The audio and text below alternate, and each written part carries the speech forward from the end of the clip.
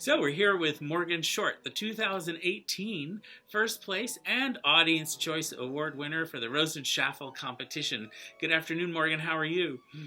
I'm doing wonderful. How are you? Good. So tell me a little bit about 2018. Wasn't that long ago, but I think if I understand correctly, you've probably put in a good number of performances since 2018.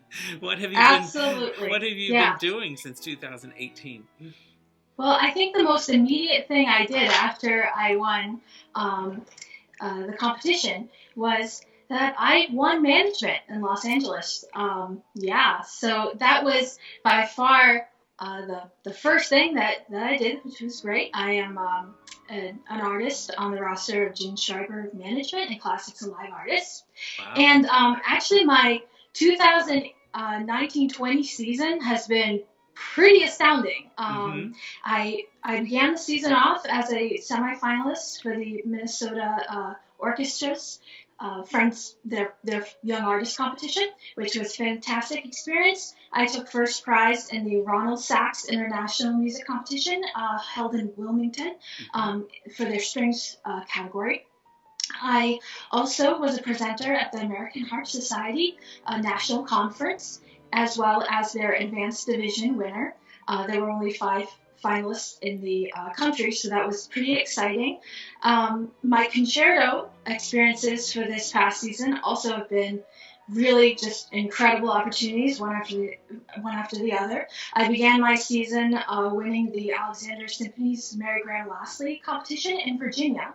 And this December, I performed 2 subscription concerts with Maestro James Ross of the Concerto di Aranjuez, which is, of course, originally written for guitar.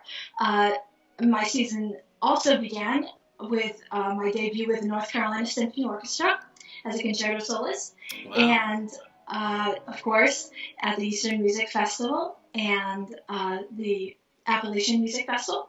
And my season will end with 4 more concerto performances of the Aranjuez at the North Carolina School of the Arts in collaboration with their dance department. So I've had 9 concerto performances this year so far. So that's pretty exciting. That's quite a list of accomplishments. Tell me a little bit about what are the role of competitions, do you think, in preparing you to be a performing musician? Like, your goal is to kind of share music with lots of people. How do competitions help that? Yeah, for me, definitely other musicians feel the same way, but I would not have a career if it was not for, or starting career if it was not for competing. I owe it all to competing in general, and especially competing in multi-instrumental competitions. Right, that's so you're not just competing against harp players, just like the Rosen-Schaffel competition. You're competing against a number of instruments, and that's a challenge all in itself, right?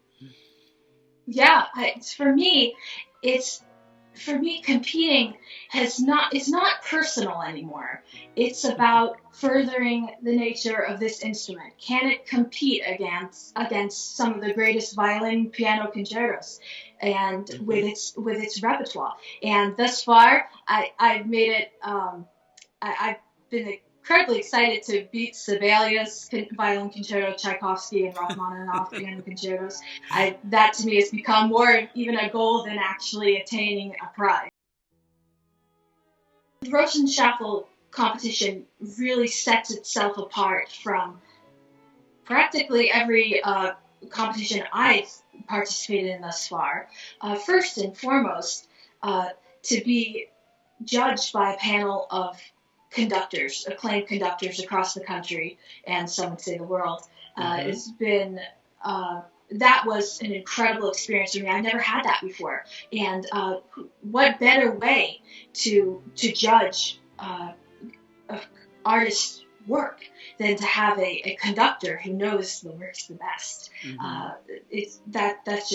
That was just an honor. Thank you for being a great representative for the Rosen-Schaffel competition, but also for the support. You also play at the Hay School of Music occasionally with some of our ensembles, don't you? So that's absolutely right. Yes, yeah. That's great.